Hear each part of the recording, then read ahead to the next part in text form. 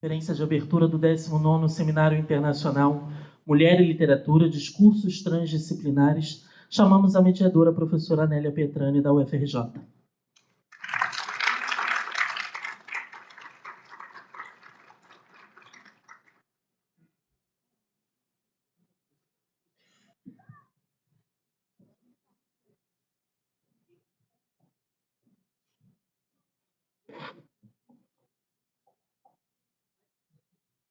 Para proferir a conferência intitulada Vozes de Mulher nas Literaturas Africanas de Língua Portuguesa, convidamos ao palco a escritora Ana Paula Tavares.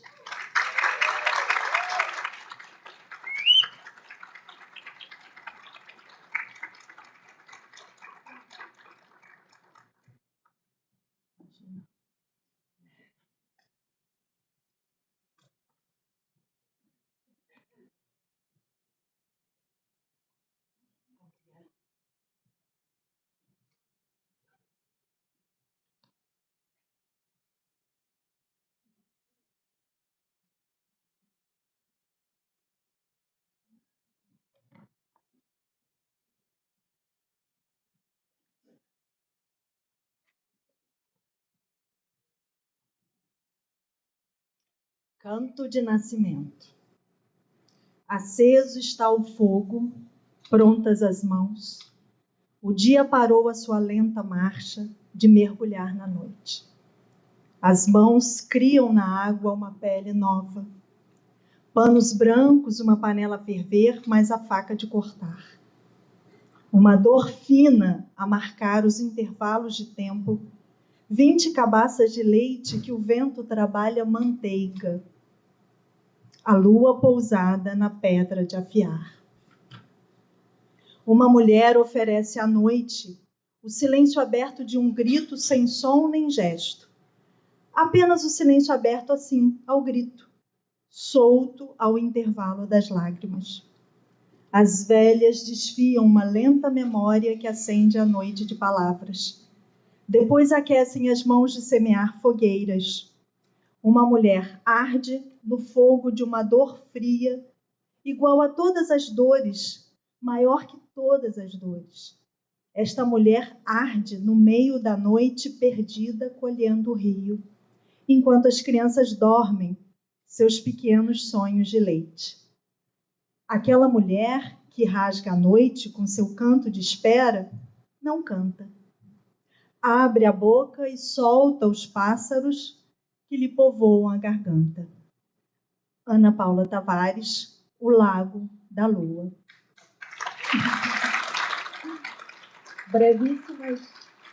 Brevíssimas palavras de agradecimento, de apresentação. Obrigada, Ana Paula Tavares, por sua poesia, por sua crônica, por seu romance, por sua história de vida e também de vida acadêmica. Como professora, estávamos conversando agora há pouco sobre como é importante ser também professora, não é? Nesse momento, você está aposentada pela Faculdade de Letras da Universidade de Lisboa, mas professora, poeta, cronista, pássara, não é? E como eu sei que você muito se admira do trabalho com a oralidade, eu resolvi também apresentá-la através de suas próprias palavras, com esse belo texto sobre o nascimento, não é? Agradeço muitíssimo a possibilidade de ler seu texto, de você estar aqui conosco, estar aqui bem pertinho. Posso só te dar a mão, porque eu tenho essa coisa meio de dietagem, né? E muito obrigada mesmo. Então, é uma honra muito grande estar aqui apresentando a Ana Paula Tavares, as palavras dela. Muito obrigada, Ana querida, com você. Todas as palavras, pássaras do mundo. Da língua portuguesa, talvez. Boa tarde a todas e a todos. Eu queria começar por agradecer a quem tornou possível a minha vinda, que é sempre uma alegria imensa vir ao Brasil. O Brasil é para uma africana para uma angolana grande parte da sua própria história e muitas vezes eu tenho pena que nós, angolanos e brasileiros, nos vamos às vezes afastando no tempo. Já houve um tempo em que o Brasil era o nosso espaço de liberdade. E eu fico muito contente quando descubro no Brasil esta nova conquista, esta nova descoberta do continente africano, que é feita pelo trabalho das investigadoras, sobretudo mulheres, que ao longo deste país imenso vão descobrindo nomes de criadoras africanas e também dos seus criadores e que, de certa maneira, tornam outra vez visível vozes que foram, pela história, quase sempre invisibilizadas. Eu agradeço muito aos organizadores deste seminário e tenho a certeza que vai correr muito bem e que todos vamos aprender muito. No que eu souber e puder, contem comigo. Hesitei muito em relação à construção do texto que queria ler para vocês. Tenho uma certa dificuldade de falar de mim, porque acho que sou uma pessoa muito, muito normal, não é? Agora não pareço porque tenho assim uns cabelos estranhos e umas coisas assim e tal, mas sou muito, muito normal e toda a minha já longa vida foi uma vida que é tributária de uma vida de grande inquietação, como toda a gente da minha geração. Nasci num país colonizado, num país onde a violência era o nosso cotidiano, era todos os dias e, portanto, foi impossível não dar conta dessa mesma violência. Nasci num país onde as mulheres foram vítimas de violência daqueles que eram, na mesma medida, violentados. Isto é, foi muito difícil aos homens compreenderem que as mulheres eram vítimas dessas duplas, triplas violências. E ainda hoje é difícil. Portanto, continuem, ou como se diz ainda em Angola, embora cada vez se diga menos e cada vez se tenha mais que segredar mais, a luta continua e a vitória, se não foi na lavra, um dia será certa. Quero-vos dizer também que hesitei em relação ao nome da mulher que vos queria trazer. Eu fiz um textinho, mas não é muito grande. Não quero aborrecer-vos com coisas muito, muito compridas. Disseram-me que teria 40 minutos. Eu não vou usar esses 40 minutos, porque devem ter coisas interessantes vocês para me dizer.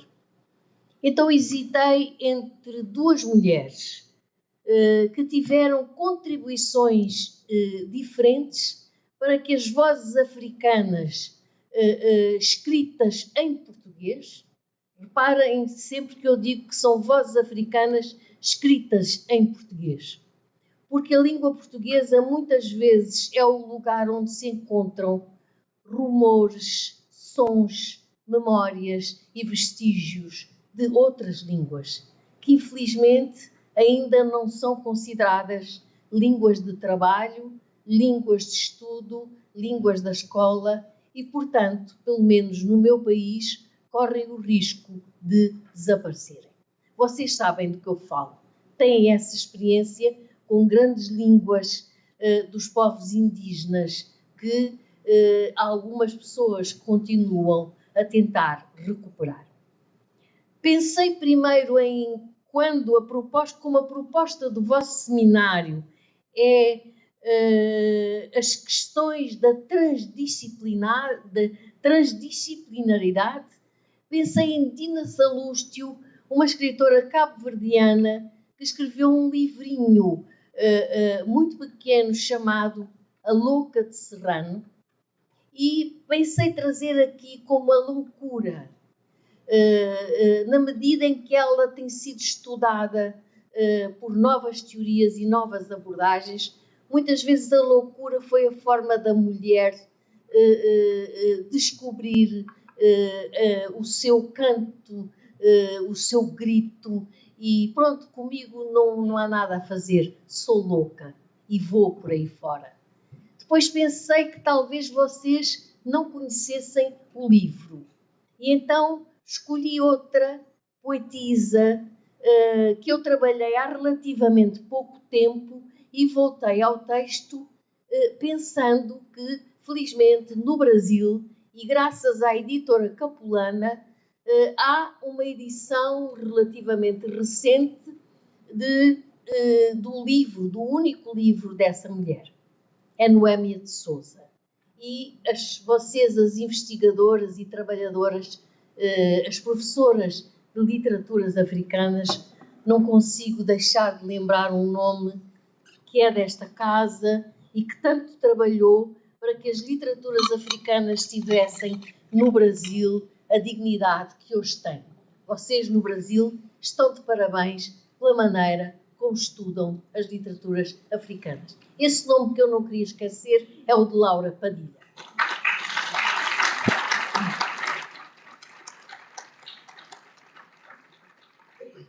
E então eu escolhi Noémia, peguei num texto que estava feito e refilo e vou lê-lo, não é? Quando acharem que eu estou a falar demais, é só dizer que eu calmo-me para sempre, como nos casamentos. Apareceu aqui um caderno de capa preta, só com poemas datilografados de Noémia de Sousa. Eu creio que foi o Eduardo Castelo Branco que trouxe isso. Lemos os poemas de Noémia e a primeira impressão que nós tivemos é de que tínhamos sido lesados. A Noémia tinha escrito os poemas que todos nós gostaríamos de já ter escrito. É essa sensação. Esse caderno circulou. Vocês já verão mais à frente o que é que se passou com o caderno. António Jacinto, entrevista a Michel Laban, 23/4/1988. Carolina Noémia Abranches de Sousa nasceu em Catembe, perto de Maputo, em 20 de setembro de 1926 e faleceu em Cascais em 2002. Com Noémia de Sousa e olhando a sua obra, a sensação de coisa nova não cede à passagem do tempo. Tantos são os desafios que um corpus construído entre 1949, pensa-se que essa terá sido a data da sua primeira publicação, e 1951, portanto vejam quanto foi curto o seu período de produção, ainda hoje nos surpreendem. Noémia dá conta do surgimento de uma nova consciência sobre os problemas africanos e assume uma noção de sujeito comprometido com o conhecimento e a denúncia daqueles que não podiam falar, dentro de um regime colonial onde a discriminação racial e as leis do trabalho tinham excluído da cidadania a maioria dos habitantes das então colónias portuguesas. A situação e as mudanças ocorridas no seio da sua própria família ajudam-na muito cedo a assumir a questão da diferença que a leitura de jornais e revistas retiradas do baú do pai. Cresci rodeada de livros, diz Noémia, jornais e revistas de todo o género, diz Noémia a Michel Laban na mesma entrevista.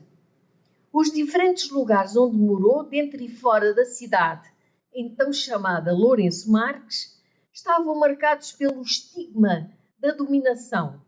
E o direito à literatura, para lembrar António Cândido, como o direito à escola, não eram iguais para todos. Nas poucas entrevistas que dá, a Nelson Saúde, a Michel Laban, o doloroso aprendizado da diferença e dos novos ciclos que o colonialismo impõe aparecem. O seu olhar implicado descobre muito cedo as lógicas da dominação e a necessidade de uma nova linguagem para dizer do que via à sua volta, longe do exotismo de serviço e do mundo dividido em que todos viviam. Seus trânsitos de infância e adolescência fizeram-na tomar contacto com identidades múltiplas, todas sujeitas ao domínio colonial, desolação e crime, com as leis da separação, do contrato e do indigenato. Data de 1948 o seu primeiro poema, Pensa-se, publicado com as iniciais NS no Jornal da Mocidade Portuguesa. Chamou-se Canção Fraterna e desde logo anunciou uma voz que pretendia tornar-se um agente do conhecimento e da denúncia dos sujeitos que não tinham. Uma nova modernidade tomava lugar nos principais jornais de Moçambique, animados por jovens, fascinados pela agitação do mundo e as notícias que chegavam de Cabo Verde. Vale notar que a Claridade já tinha tido lugar em Cabo Verde e que todos os cadernos da Claridade e dos claridosos não têm uma voz de mulher. É um problema que eu trouxe aqui para vocês pensarem.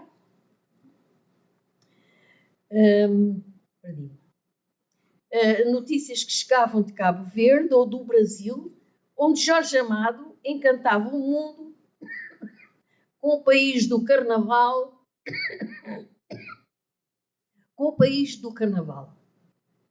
Pelas mãos dos amigos, peço desculpa,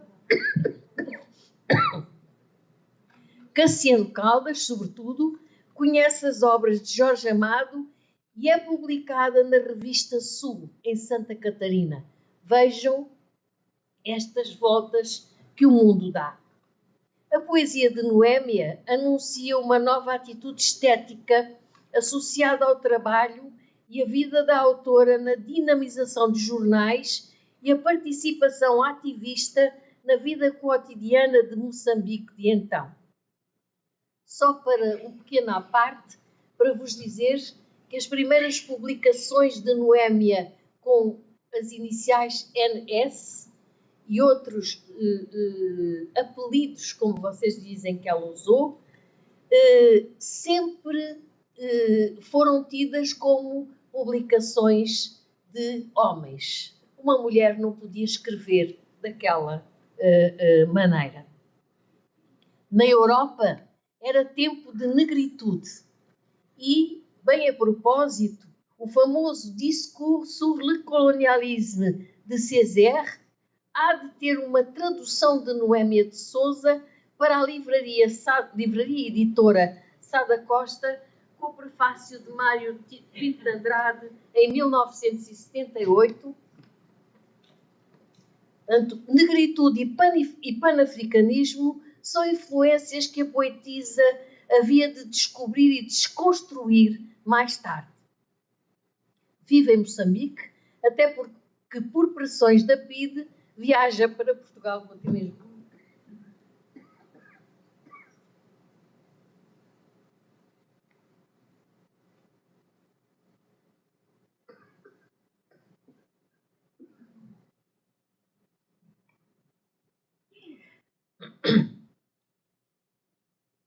Até que, por pressões da PIDE, a polícia política da ditadura portuguesa, viaja para Portugal e mais tarde para a França.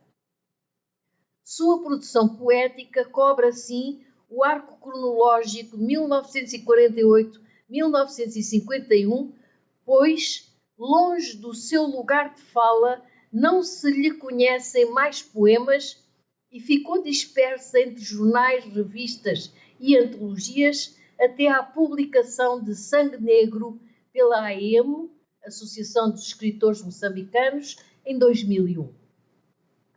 Os seus poemas deslizam entre uma afirmação de identidade africana, não tem nada de especial, No fim, uma pessoa começa a ver o que se passa à sua volta e é preciso dizer que somos nós, pronto, diz Alaban em 1999, associando o continente à mãe para a livrar da capa de exotismo, ultrapassando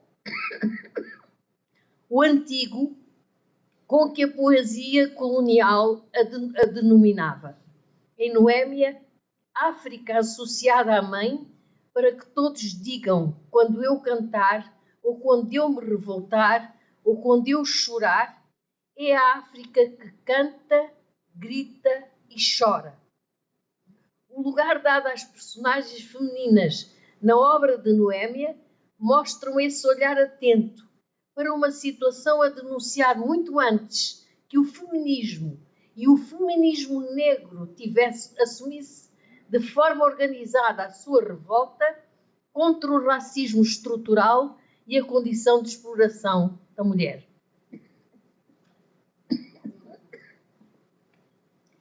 No jornal O Brado Africano, criou uma página feminina não para tratar das questões normalmente abordadas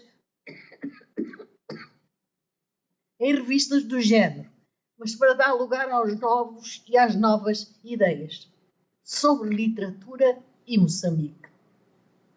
Ali publicaram, muitas vezes sob pseudónimo, gente de outros jornais e novidades do mundo. A Cassiano Caldas atribui o papel de divulgar as vozes importantes do neorrealismo português e a leitura de Booker T. Washington, Memórias de um Negro, na tradução brasileira de Graciliano Ramos. Vejam como os nossos mundos andaram ligados e nós não sabemos nada. Editada em São Paulo pela Companhia Editora Nacional em 1940. A minha primeira influência foram os americanos do sul dos Estados Unidos e li um livro em inglês chamado Um Fruto Estranho. Mais tarde, redescobriu na voz de Billie Holiday, a cantora norte-americana de quem Angela Davis disse Strange Fruits, devolveu o elemento de protesto e resistência ao centro da cultura musical negra contemporânea. Todos os poemas de Noémia sobre mulheres, negra, moça das docas, mulher que ria a vida e a morte, entre outros, configuram, entre enunciado e corpus, uma percepção de que dentro do sistema colonial a mulher é particularmente atingida e as suas palavras... Não sei se vou conseguir acabar.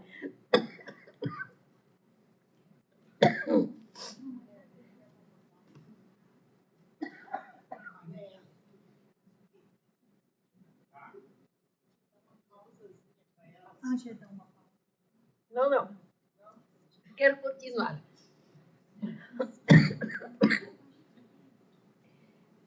Uma percepção de que dentro do sistema colonial a mulher é particularmente atingida e as suas palavras resgatam dignidade onde sempre houve estereótipo. Esta singularidade está patente, uma tradição, desde que os seus poemas figuram ao lado da São Tomense Alda do Espírito Santo, no caderno de poesia negra de expressão portuguesa, organizado por Mário Pinto de Andrade e José Tenreiro, configurando uma nova forma de dizer injustiça e construir imaginários a que as mulheres emprestaram vozes durante todo o período de luta contra a dominação colonial.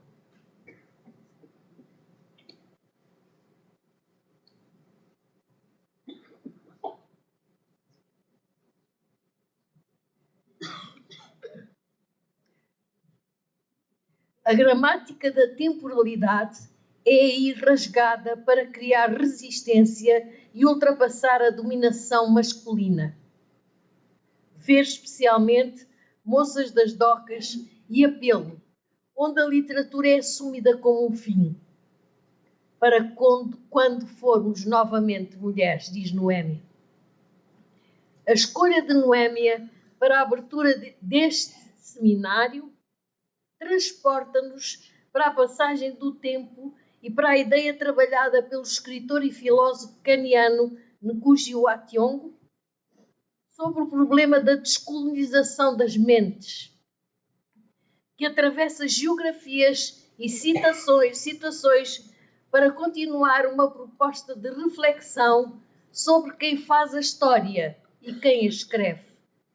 Trouxe-vos uma voz que viaja, exílios internos de Maputo a Catemba, Maputo, e externos, de Lisboa a Paris e Paris a Lisboa, e a formação de um olhar implicado sobre os compromissos com a história e os momentos difíceis do pós-colonialismo.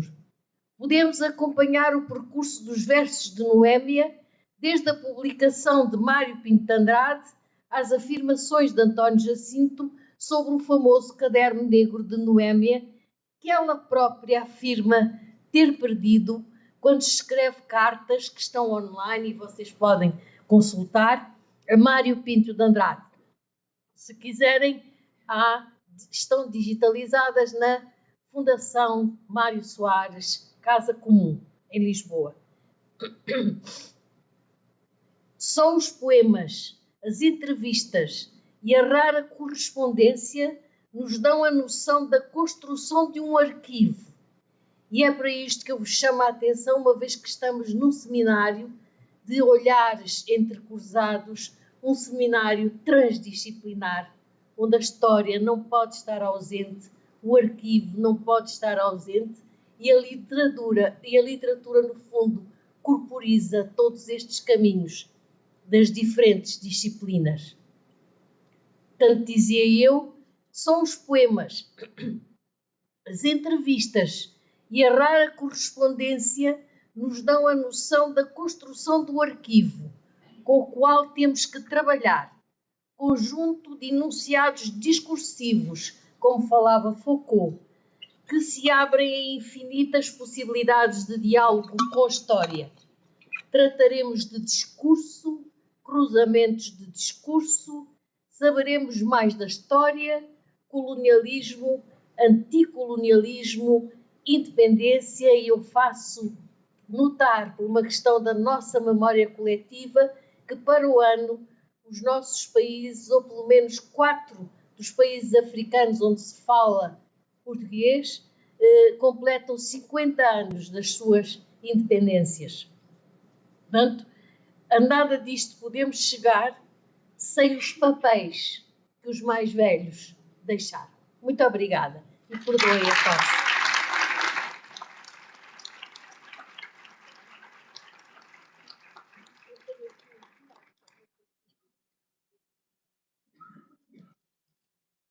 Bom, em geral, numa conferência a gente enfim, dá a voz quase que inteira a conferencista, mas... A voz e a tosse. A voz e a tosse. Mas eu acho que, né, perguntei ali, podemos abrir para algumas questões, principalmente se a Paula estiver também disposta, né? Posso eu começar? Posso eu começar? Enquanto você fazia a sua exposição, eu fiquei pensando exatamente no Thiong'o, a que você se referiu no meio da sua fala, e que é o teórico da decolonização da mente, e é de um texto fantástico dos anos 80, que às vezes a gente esquece, acho que tudo surgiu agora, não é? De 86, se eu não estiver enganada, o livro dele. Desde então ele parou de escrever em inglês.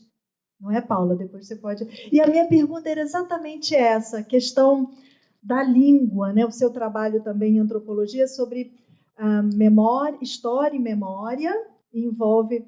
Você falou de arquivo, eu gostaria de saber sobre isso, sobre como lidar com essa questão da língua. E na sua apresentação eu falei tudo da língua portuguesa e, de repente, eu mesma pensei, mas e a questão da língua dos povos africanos, não é? Como lidar com isso? Eu fiquei curiosa, assim, lendo os seus textos também, se observa algumas menções a a termos da própria língua africana, né, digamos assim, originalmente falando. Você cita também os indígenas, né? O que você pensa sobre isso, sobre esse processo de decolonização da mente a partir também da língua, das línguas, digamos assim, no plural? Pois eu prefiro que nós pensemos sempre nas inúmeras línguas. Eu tenho pastilha na boca. Então usa essa. Vou abrir para você. Peraí, para um pouquinho. Eu que eu boto a mão. Não faz. Eu tenho aqui uma pastilha. Ah, tem não. Tá bom.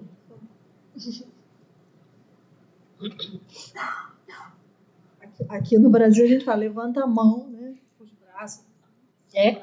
São Brás. Fala, São. Eu acho que no meu caso já não há muito remédio, mas eu posso tentar, se o Brasil... Não, que abre os pulmões.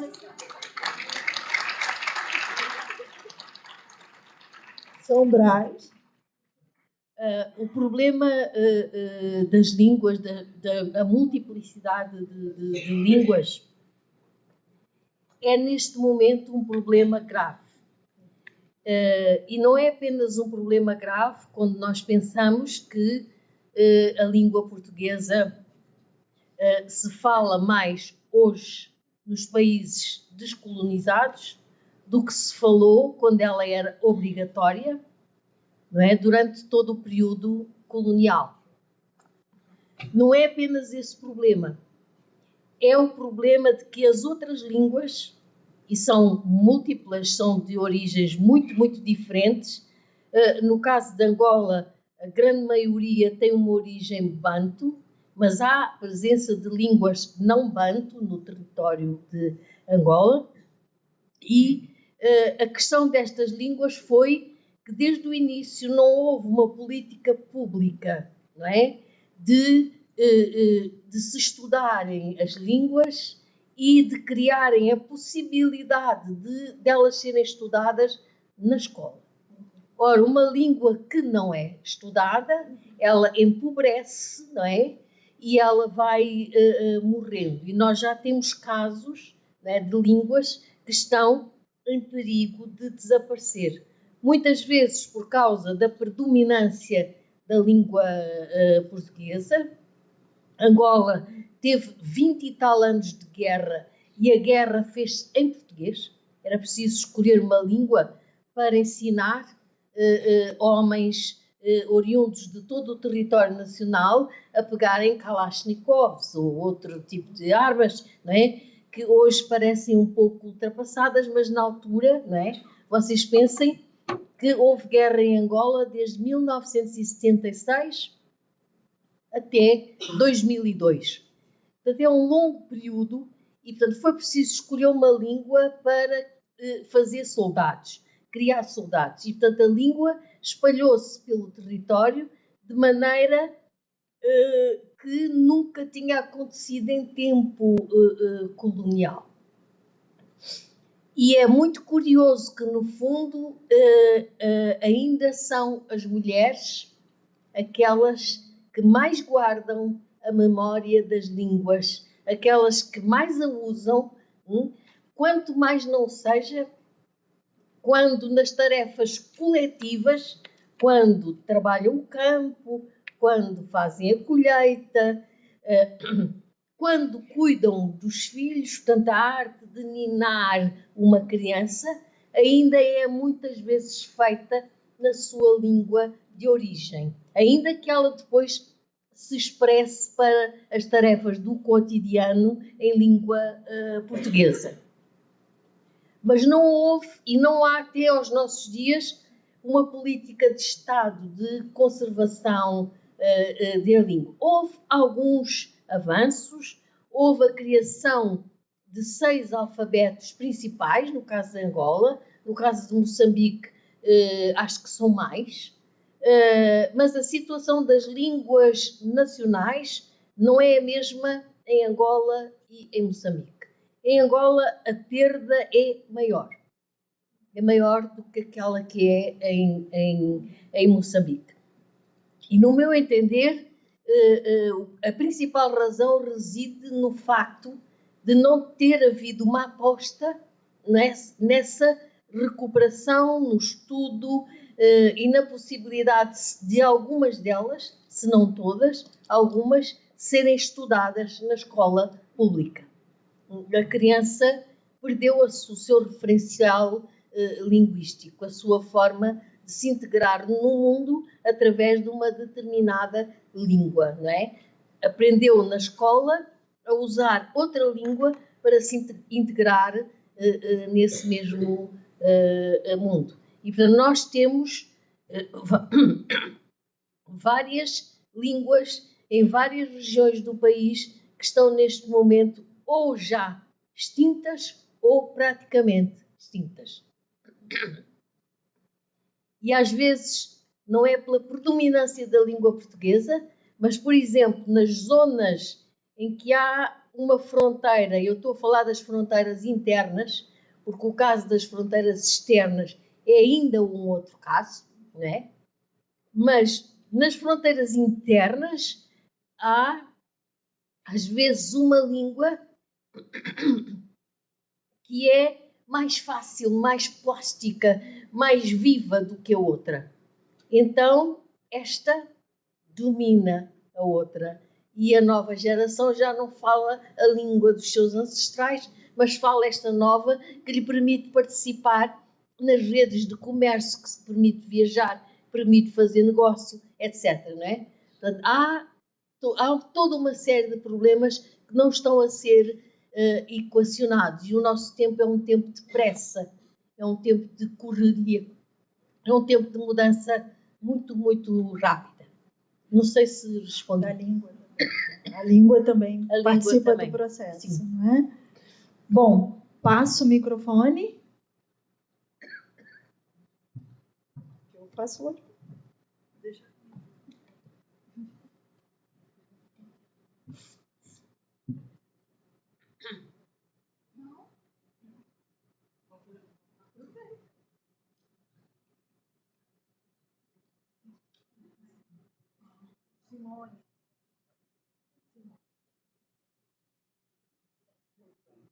Bem, eu queria fazer uma pergunta, não querendo abusar muito da Paula. Oi? É o seguinte, eu achei muito oportuna, muito boa a sua fala trazendo a Noêmia de Souza, né? Acho que é uma figura importantíssima da poesia e da literatura em geral, especialmente em Moçambique, mas para toda a África. E acho que você tem toda a razão em colocá-la como uma precursora de muitas questões que surgem depois, né? Por exemplo, esse olhar que ela tem para as redes, principalmente de mulheres, numa perspectiva transnacional, dialogando com o Billie Holiday, com Marian Robinson, Paul Robinson e Marian, daquele obrigada, Marian Anderson.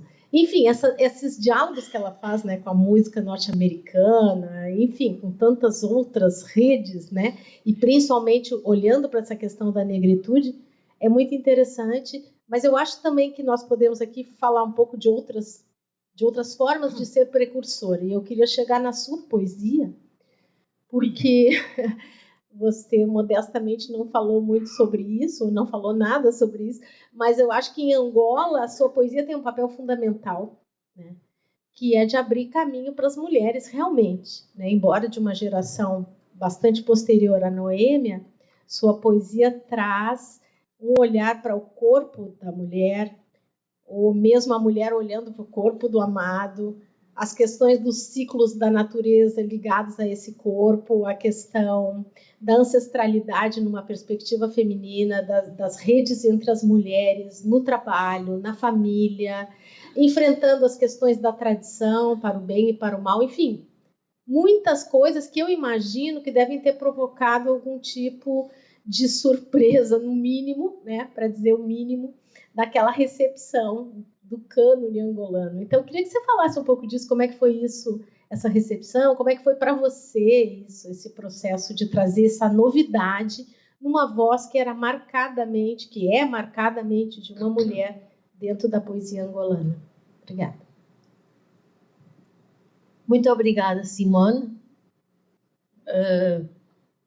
Em relação à Noémia, só um pequenino acréscimo, é que ela não só usou para si, não é, esse legado das vozes norte-americanas, das vozes negras norte-americanas, como traduziu muitos, como ela dominava muito bem o inglês, ela traduziu muitos poetas norte-americanos para outros autores, inclusive para autores angolanos. Há correspondência dela com o Viriato da Cruz, em que ela lhe diz: traduzi para você este poema assim assim, e depois nós vamos descobrir no poema de Viriato as citações do poema norte-americano. Portanto, ela fez um trabalho notável de divulgação. Por exemplo, Strange Fruits é uma coisa extraordinária, não é? E como é que uma mulher lá no meio no fim do mundo descobre essa proposta, e é a partir de uma tradução brasileira, não é, que circulava, são os tais baús improváveis, não é? Por isso é que eu digo que é muito importante este vosso seminário ter esta linha da transdisciplinaridade.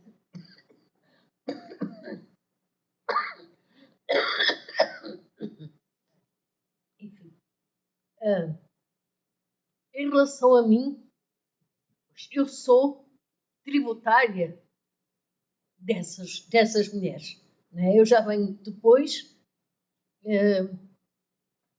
já com muita leitura feita, não é? E, portanto, não tive que, como se diz na minha terra, cortar o capim de raiz, não é? Quando eu entrei já havia caminhos, havia gente que não queria ver, não é? Mas quem quisesse ver, quem tivesse de olhos bem abertos, já havia caminhos para partir dali para a frente e não ter que começar tudo da mesma maneira. E realmente eu já tinha lido bastante, não é? Agora, é verdade que eu me encaixo numa geração muito próxima da utopia, da geração da utopia, não é? Nós hoje, cada vez que há uma conferência, uma palestra, toda a gente fala em distopia, porque a distopia é a distopia, não é? Pronto, eu já sou muito velha, sou da geração da utopia. E a geração da utopia congregou esforços no sentido de construir, não é, uma ideia de país, uma ideia de nação, uma ideia de identidade, uma ideia de angolanidade. Construíram cultivar, não é? E, portanto, a poesia, de certa maneira,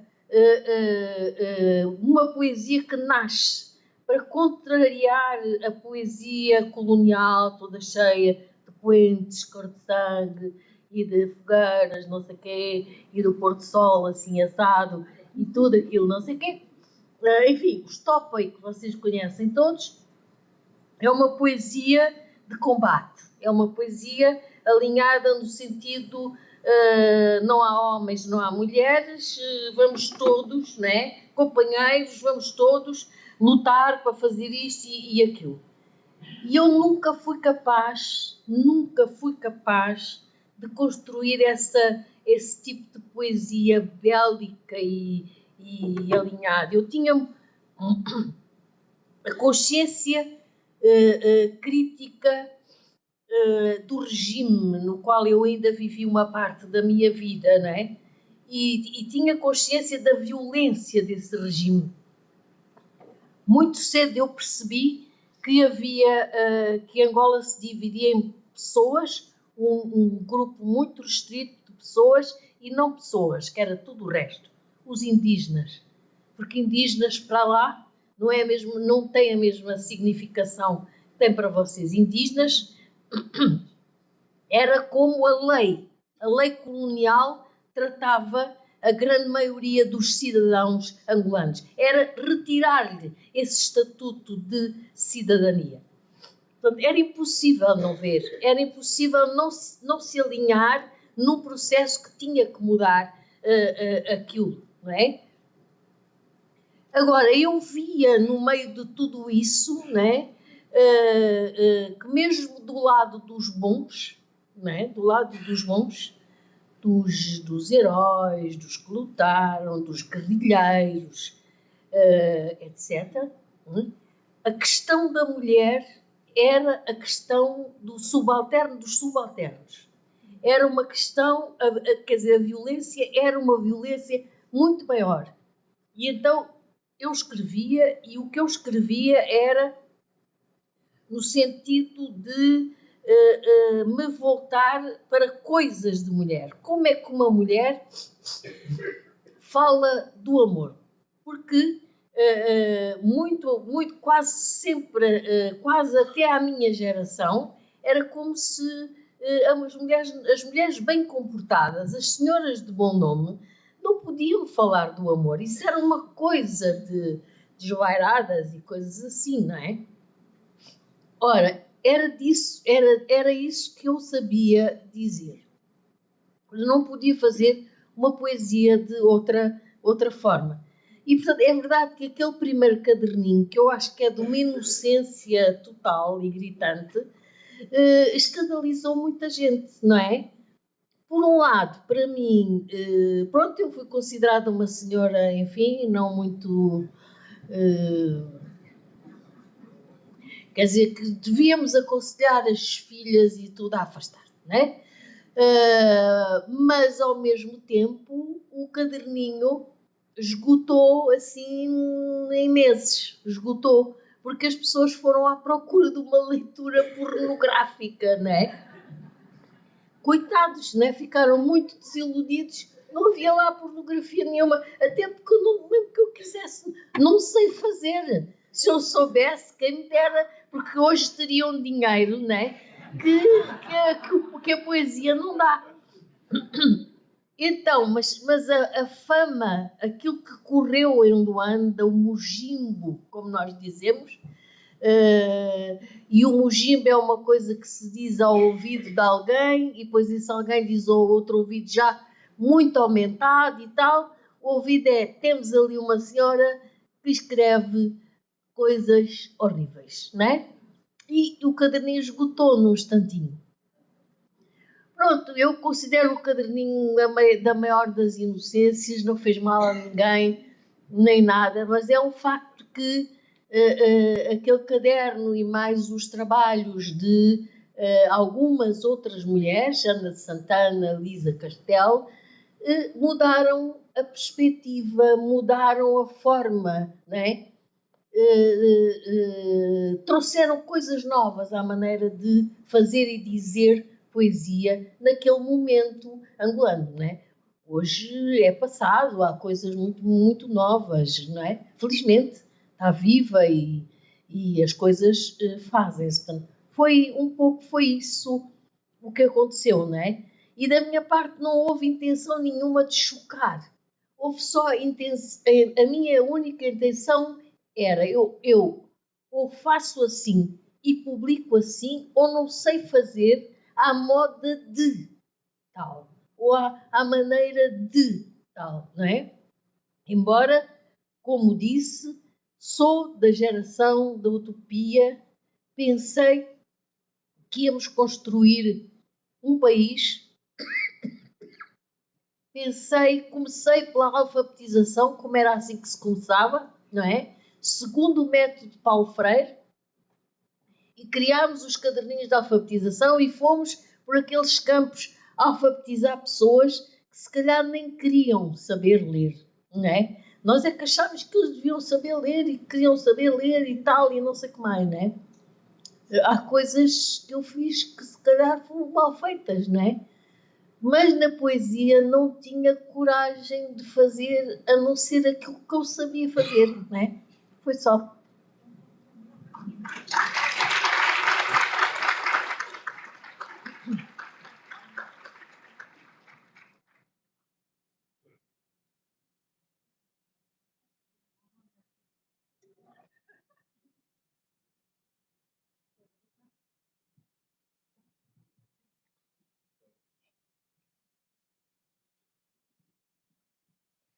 Boa tarde. Paula, você estava falando da Noêmia e você tinha dito sobre uma nova forma de dizer e uma nova atitude estética. Eu queria saber mais um pouquinho como que você caracteriza isso, essa nova atitude estética. Eu penso que a Noémia, não é? Embora haja excelentes estudos sobre a obra da Noémia, eu considero que o estudo da Carmen Lúcia, que precede o caderno O Sangue Negro, não é? É um estudo que marca um antes e um depois sobre a obra da Noémia. Mas isso, quer dizer, o estudo que a Carmen Lúcia apresenta deve ser para nós um convite para ir para outros horizontes. Por isso eu trouxe aqui para a vossa transdisciplinaridade. Porque eu acho que ela, muitas vezes, sem ter muita consciência, não é? Daquilo que dizia, há um poema, só para... quer dizer, fica aqui entre nós, porque isto pode ser... Eu sou historiadora e, como historiadora, tenho obrigações de não dizer mentiras, né? Mas há um poema que até hoje ninguém se atreve a atribuir a Noémia. E é um poema que circulou e que foi muito debatido por essa geração contemporânea de Noémia, né? Em que ela diz, é um poema que ela faz quando está na prisão, está presa pela PIDE, e ela diz, entrou-me, mais ou menos, é um poema curto, a Noémia faz poemas longos, e esse é um poema curto em que ela diz, entrou uma formiga na cadeia e não sei o quê, conta a história toda da formiga e não sei o que mais e tal, e termina o poema a dizer assim, ela diz, vão-me bater, vão fazer isto, vão fazer aquilo, mas ao menos nem eu, nem a formiga nos ajoelharemos diante deles. Ora, este poema até hoje não conseguimos, a Noémia nunca o reclamou. Nas cartas eu li a correspondência dela com Viriata Cruz, a correspondência dela com Mário Pinto de Andrade, e até hoje não há certezas sobre este poema. Tanto mais que ele não figura no Sangue Negro, não é? E como o tal caderninho negro que chegou a Angola primeiro e circulou nas mãos de António Jacinto, Viriata Cruz, etc., para grande espanto deles, nunca sabemos qual foi o destino, nunca saberemos qual foi o destino desse primeiro caderninho negro. Este poema vai ficar sem atribuição. Mas eu gosto muito de pensar que ele foi escrito pela Noémia, não é? E gosto muito de pensar que ela tinha consciência que a voz da mulher poderia dizer as mesmas coisas, poderia falar do contratado, que em Moçambique se chama uma gaíça, poderia falar dos exílios, ou seja, dos trânsitos, das diásporas, né? E dizer de forma diferente. Era um olhar de mulher, não é? Era um olhar de mulher sobre a situação que ela viveu, quer em Moçambique, quer fora de Moçambique, não é? Por isso é que eu acho que temos que ir à procura de mais pistas que nos elucidem. Por isso é que eu falo também do arquivo, da importância do arquivo, das cartas que ela escreveu, que ainda foram muito pouco trabalhadas, não é? Eu acho que é muito importante cruzar os fios todos para percebermos o quanto esta mulher esteve à frente do seu tempo, mesmo se quisermos fazer esta afirmação nos termos rigorosos das novas teorias feministas, não é? Esta é uma opinião muito pessoal, vale o que vale.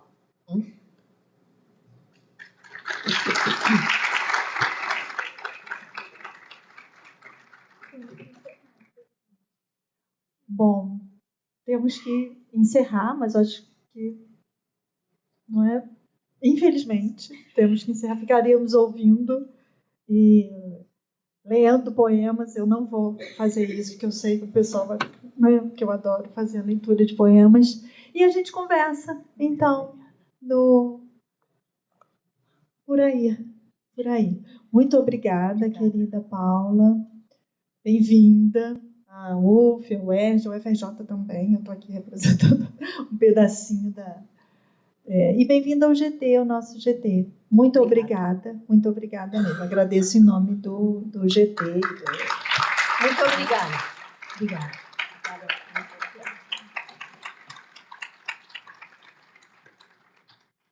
A comissão organizadora do 19º Seminário Internacional Mulher e Literatura, Discursos Transdisciplinares, agradece a presença de todas as pessoas presentes nesta cerimônia de abertura e convida a todos nesse momento, terminado aqui, a Ana Paula Tavares estará lá em cima com os seus livros, dando uma sessão de autógrafos. O livreiro trouxe, então você pode adquirir alguma das obras da Ana Paula. E, logo em sequência, nós teremos nosso coquetel de boas-vindas, que será servido na parte externa da Sala Nelson Pereira dos Santos. Mais uma vez, agradecemos a presença de todos e desejamos um bom seminário nos próximos 3 dias. Só para lembrar, a nossa programação começa amanhã. Dia do professor, mas a gente tem trabalho, tá? Às 8h30 da manhã, no bloco B, aqui do Instituto de Letras, no campus Gragoatá. Então, contamos com a presença de todos e o credenciamento acontecerá amanhã, ao longo de todo o dia. Agradecemos demais de novo a presença e uma boa noite.